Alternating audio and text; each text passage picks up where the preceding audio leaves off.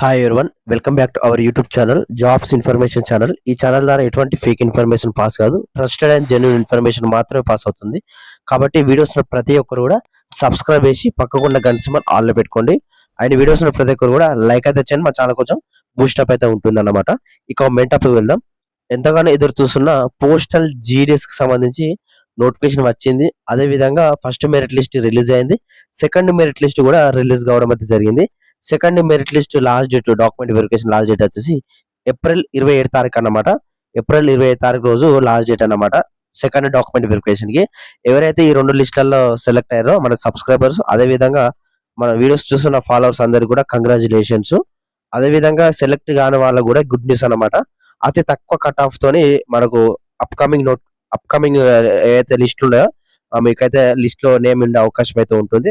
అదే విధంగా కొత్త నోటిఫికేషన్ కూడా రిలీజ్ చేద్దామని అనుకుంటున్నారు. దాని గురించి కూడా క్లియర్ గా ఒకసారి మాట్లాడుకున్నాం. ఇక ఈ వీడియోలో థర్డ్ మెరిట్ లిస్ట్ కి సంబంధించి ఎప్పుడు విడుదల చేస్తున్నారు, అదే విధంగా దానికి సంబంధించిన స్టేట్ వైజ్ కట్ ఆఫ్ ఏ విధంగా ఉంటుంది అనేది నేను ఈ వీడియోలో కంప్లీట్ గా క్లారిటీ ఇస్తాను. మీరు ఏ స్టేట్ లో అప్లై చేసారో అనేది మీరు క్లియర్ గా చూసుకోండి. మీకు థర్డ్ మెరిట్ లిస్ట్ లో దానికి సంబంధించి మీరు ఎలిజిబిలిటీ ఉండరా అనేది కూడా చూసుకోండి అన్నమాట. సో ఓపిక అనేది ఇంపార్టెంట్. ప్రతి ఒక్కరు కూడా ఓపిక ఉంటే మాత్రం మీరు fifth merit list, sixth merit list వారు కూడా జాబ్ వచ్చే అవకాశం అయితే ఉంటుంది. జాబ్ వచ్చిన వాళ్ళు కూడా ఇప్పుడు ప్రజెంట్ జాబ్ అయితే చేస్తున్నారు fifth merit list, sixth merit list వరకు. సో మీరు ఏంటంటే వెయిట్ చేయాలి, వెయిట్ చేస్తేనే ఏదైనా సక్సెస్ రావడం అయితే జరుగుతుంది. సో ప్రతి ఒక్కరు కూడా క్లియర్ గా చూసుకున్నాం. థర్డ్ మెరిట్ లిస్ట్ అనేది ఎప్పుడు వస్తుందంటే ఈ నెల ఏప్రిల్ 27 తారీఖు రోజు డాక్యుమెంట్ వెరిఫికేషన్ లాస్ట్ అన్నమాట. సో ఆ తర్వాత మనం మినిమం 13 రోజుల నుంచి 14 రోజులు అయితే కంపల్సరీగా కావాల్సి ఉంటుంది. సో ఆ లెక్క ప్రకారం చూసుకుంటే మాత్రం ఏప్రిల్ దాటిన తర్వాత మే 10th రోజు అఫీషియల్ గా రిలీజ్ చేద్దామని అనుకుంటున్నారు. దానికి సంబంధించి చూసుకుంటే మాత్రం ఏప్రిల్ 10th రోజు అఫీషియల్ గా merit list, third merit list అనే విడుదల చేయబోతున్నారు. సో ప్రతి ఒక్కరు కూడా ఎవరైతే ఇంకా సెలెక్ట్ కాలేదో ప్రతి ఒక్కరు కూడా వెయిట్ అయితే చేయండి. ఎందుకంటే మీకు థర్డ్ మెరిట్ లిస్ట్ లో జాబ్ వచ్చే అవకాశం అయితే ఉంటుంది కాబట్టి వెయిట్ అయితే చేయండి. ఇక కట్ ఆఫ్ విషయం చూసుకుంటే మాత్రం మనకు first merit list, third merit అంటే ఫస్ట్ సెకండ్ మెరిట్ లిస్ట్ అనేది కట్ ఆఫ్ కొంచెం హైలా ఉన్నాయి, మీరు చూసుకోవచ్చు. సో థర్డ్ మెరిట్ లిస్ట్ లో ఏ విధంగా కట్ ఆఫ్ ఉంటుంది చూసుకుంటే మాత్రం ఇక first of all Andhra Pradesh state విషయం చూసుకుంటే మనకు ఆంధ్రప్రదేశ్ స్టేట్ వచ్చేసి మాక్సిమం మనకు 98 ఎబో నుంచి అయితే ఉంటుంది కట్ ఆఫ్. సో ఎవరైతే ఈ రేంజ్లలో ఉంటారో వాళ్ళందరూ కూడా వెయిట్ అయితే చేయండి.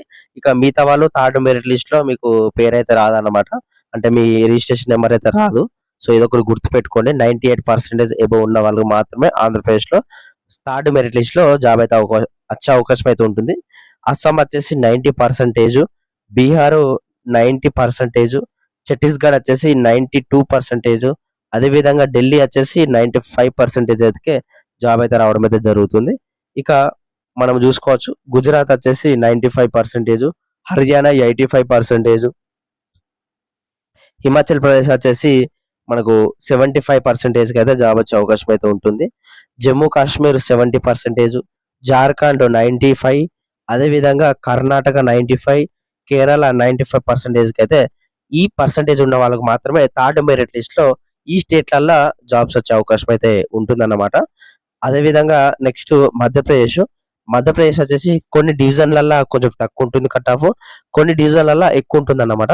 మనకు రఫ్ అండ్ టఫ్ గా చూసుకుంటే మాత్రం 90 to 100% ఎవరికైతే ఉంటుందో ఈ మధ్యలో ఎవరికైతే ఉంటుందో కొన్ని డివిజన్లలో జాబ్స్ వస్తాయి, కొన్ని డివిజన్లలో కొన్ని జాబ్స్ అనేది రావన్నమాట.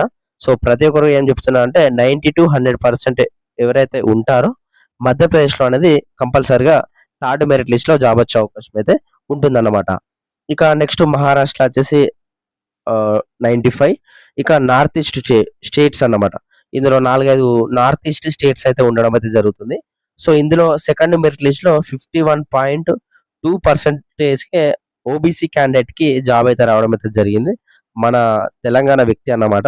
సో మన సబ్స్క్రైబరే. సో ఈ పర్సెంటేజ్ ఉన్న వాళ్ళకు అక్కడ జాబ్స్ అయితే రావడం అయితే జరిగింది. ఇక థర్డ్ మెరిట్ లిస్ట్ విషయాన్ని చూసుకుంటే 35 నుంచి వెళ్ళి 100% మధ్యలో, అంటే 10th లో బార్డర్ పాస్ అయిన వాళ్ళు కూడా నార్త్ ఈస్ట్ స్టేట్లలో జాబ్స్ అయితే రావడం అయితే జరుగుతుంది. సో ఎవరైతే పర్సెంటేజ్ తక్కువుండి బాధపడుతున్నారో, మన తెలంగాణ, ఆంధ్రప్రదేశ్‌లో జాబ్స్ వస్తలేదు. సో, మీరు అక్కడ అప్లై అయితే చేసుకోండి. మీకు కంపల్సరీగా ఫస్ట్ లిస్ట్ గాని, సెకండ్, థర్డ్ ఆ లిస్ట్‌లల్లా ఖచ్చితంగా 100% జాబ్ అయితే రావడం అయితే జరుగుతుంది. సో, ఎవరు కూడా మిస్ అయితే చేసుకోవద్దు. ఈ నోటిఫికేషన్ మిస్ అయిపోయింది. ఓకే. మనకు నెక్స్ట్ నోటిఫికేషన్ ఉన్నది. సో, దాని గురించి కూడా ఎక్స్‌ప్లెయిన్ అయితే చేస్తాను. ఇక ఒడిశా వచ్చేసి 95%, పంజాబ్ 90, రాజస్థాన్ 92.1 2 సంబంధించి 15 చూసుకుంటే, అదేవిధంగా తమిళనాడు వచ్చేసి 95. ఇక తెలంగాణ విషయం చూసుకుంటే మాత్రం 95-100 మధ్యలో ఎవరికైతే ఉంటుందో తెలంగాణలో థర్డ్ మెరిట్ లిస్ట్ ఇదే కట్ ఆఫ్ అయితే ఉంటుంది. సో, అర్థమైందని అనుకుంటున్నాను. సో, ఎందుకు 100% ఉంటుంది అని అనుకుంటే, మనము ఆంధ్రప్రదేశ్ వాళ్ళు తెలంగాణకు అప్లై అయితే చేసుకుంటారు. సో, పర్సెంటేజ్ ఎవరికైతే ఎక్కువ ఉంటుందో వాళ్ళకి మాత్రమే జాబ్స్ ఇస్తారు. సో, ఈ లెక్క ప్రకారం ఎవరికుంటుంది? ఆంధ్రప్రదేశ్ వాళ్ళకే ఎక్కువ ఉంటుందన్నమాట. సో, దానివల్ల తెలంగాణ వాళ్ళు లాస్ అయిపోతున్నారు. సో, దాని గురించి కూడా ఒక కంప్లీట్‌గా వీడియో అయితే చేద్దామని ట్రై చేస్తున్నాను. మీరు కామెంట్ చేయండి. అదేవిధంగా ఇక్కడ ఆంధ్రప్రదేశ్ సంబంధించి, తెలంగాణకు సంబంధించి చూసుకుంటే మాత్రం తెలంగాణలో కొంచెం కట్ ఆఫ్ అనేది తక్కువ ఉంటుంది. సో, దానివల్ల ఆంధ్రప్రదేశ్ వాళ్ళు తెలంగాణలో అప్లై అయితే చేసుకుంటారు. ఆంధ్రప్రదేశ్ వాళ్ళు తెలంగాణలోనే జాబ్స్ అయితే పొందుతున్నారు. సో, తెలంగాణ వాళ్ళు నష్టపోతున్నారు. సో, అదర్ స్టేట్ అలా పెట్టుకుంటే మీకు జాబ్ వచ్చే అవకాశం అయితే ఉంటుందన్నమాట. ఇక నెక్స్ట్ ఉత్తరాఖండ్ స్టేట్ వచ్చేసి 83 అబోవ్ ఉండాలి. 83+. ఉత్తరప్రదేశ్ 90+ ఉండాలి. వెస్ట్ బెంగాల్ కూడా 90+ అయితే ఉండాలి. సో, ఈ కట్ ఆఫ్ ఉంటే మాత్రం థర్డ్ మెరిట్ లిస్ట్‌లో కన్ఫర్మ్‌గా జాబ్ అయితే రావడం అయితే జరుగుతుంది. సో, థర్డ్ మెరిట్ లిస్ట్‌లో కన్ఫర్మ్‌గా మళ్ళీ చెప్తున్నాను. కన్ఫర్మ్‌గా థర్డ్ మెరిట్ లిస్ట్‌లో జాబ్ వచ్చే అవకాశం అయితే ఉంటుంది. ఈ ఏదైతే మనకు చెప్పిన కట్ ఆఫ్ ఏదైతే ఉందో, నెక్స్ట్ నోటిఫికేషన్ అనేది ఎప్పుడు వస్తుందని క్లియర్‌గా మాట్లాడుకుంటే మాత్రం, నెక్స్ట్ నోటిఫికేషన్ అనేది వస్తే మాత్రం జూన్, జూలై, ఆగస్టు ఈ 3 నెలల్లో వచ్చే అవకాశం అయితే ఉంటుంది. మాక్సిమం మనకు జూలై మంత్‌లో దీనికి సంబంధించిన రిక్రూట్‌మెంట్ ఏదైతే ఉంటుందో కంప్లీట్ అయిపోయి జూలైలో మనకు నోటిఫికేషన్ రావాలని అనుకుంటున్నారు. అంటే ఈ లెక్క ప్రకారం ఏందంటే జూన్ 30 వరకు ఈ నోటిఫికేషన్ కంప్లీట్ చేద్దాం అని అంటున్నారు. జూన్ 30 వరకు కంప్లీట్ చేసి, జూలైలో మనకు కొత్త వేకెన్సీస్ అది ఎంటర్ చేసి, జూలై లాస్ట్ వీక్‌లో కొత్త వేకెన్సీస్ వచ్చే అవకాశం అయితే ఉంటుందన్నమాట. సుమారుగా 25,000 పోస్టులతోని కొత్త నోటిఫికేషన్ వచ్చే అవకాశం అయితే ఉంది. సో, మీరు కామెంట్ చేయండి. కొత్త నోటిఫికేషన్‌కి సంబంధించి డీటెయిల్స్ కూడా నేను నెక్స్ట్ వీడియోలో చెప్పడానికి ప్రయత్నం చేస్తాను. సో, మీ రెస్పాన్స్‌ని బట్టి నేను వీడియో అయితే చేస్తాను. ప్రతి ఒక్కరు కింద కామెంట్ చేయండి.